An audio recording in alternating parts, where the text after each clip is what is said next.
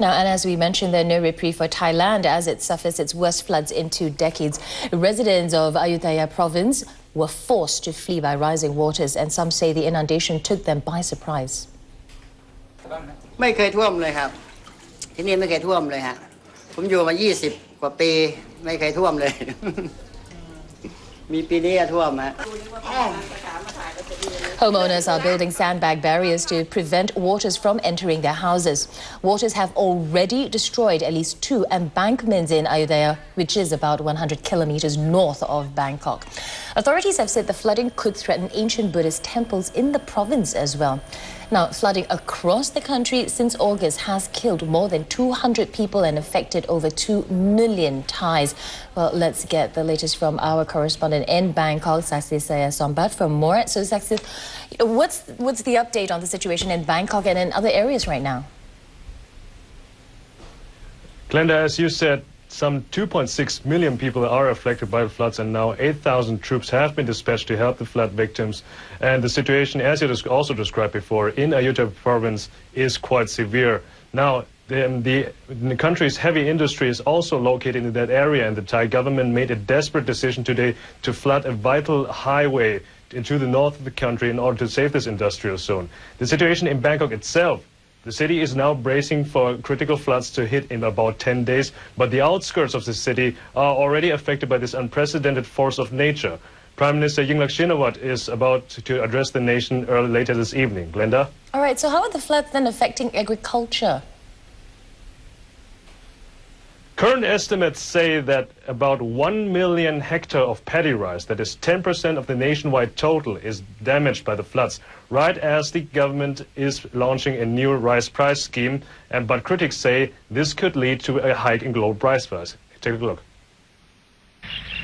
For over 30 years, Thailand has been the world's biggest exporter of rice. This year alone, the country is expected to produce over 20 million tons of it, despite rising competition from its regional rivals. But that could change soon. One of the key policies of newly elected Prime Minister Yingluck Shinawatra is a new rice pricing scheme, under which the government buys rice from the farmers at a price of 15,000 baht per ton, that is about $480, 50% more than the regular market price. While it's primarily aimed to help the 8 million rice farmers of Thailand, can have broader implications on the domestic and international market. It was one of the factors that helped the Pheu Thai party win the elections in last July, mostly thanks to its rural supporter base. But according to critics, not all farmers will equally profit from the scheme. So as a whole, farmers who have rice to sell to the government benefit. But farmers and consumers, particularly farmers who do not have rice to sell, they did not benefit at all. And in fact, they will get hurt, particularly the deficit farmers. Those who produce not enough for their own consumption, they have to buy rice. So they have to buy rice at higher price. Thailand's Commerce Ministry has tried to calm fears over spiraling costs for both the market and the taxpayer. It says that the pricing scheme will cost much less than the estimated $12.8 billion. But opponents see too many fault lines and much prefer the price guarantee scheme of the previous Democrat-led government. ประกันรายได้นั้นเนี่ยขบวนการและขั้นตอนนะครับไปถึงชาวนามันเร็วกว่านะครับเพราะว่าจากรัฐบาลประกันให้ชาวนา10,000ถ้าชาวนาขายได้ 6,000 7,000 ส่วนต่างรัฐบาลก็ชดเชยให้ชาวนาให้ได้ครบ10,000 Furthermore, private rice exporters accuse the government of monopolizing the rice trade, as collusion among a few exporters close to the administration and price fixing could occur.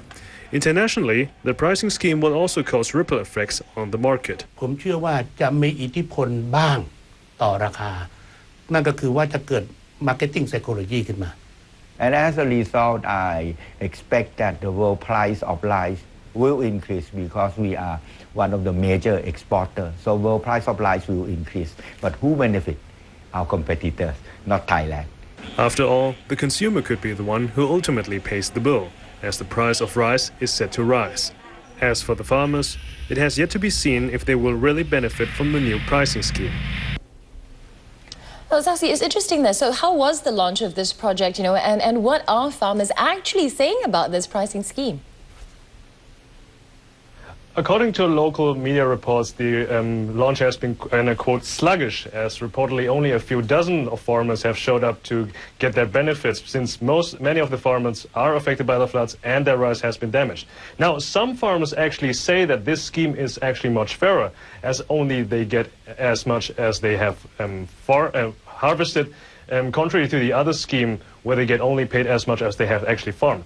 Which one of the scheme is the better? We will see when this scheme will end at February 2012. Back to you, Glenda. All right, indeed, we'll have to wait till then. Well, thank you very much then, Saisi Sayasombat, reporting and speaking to me from Bangkok.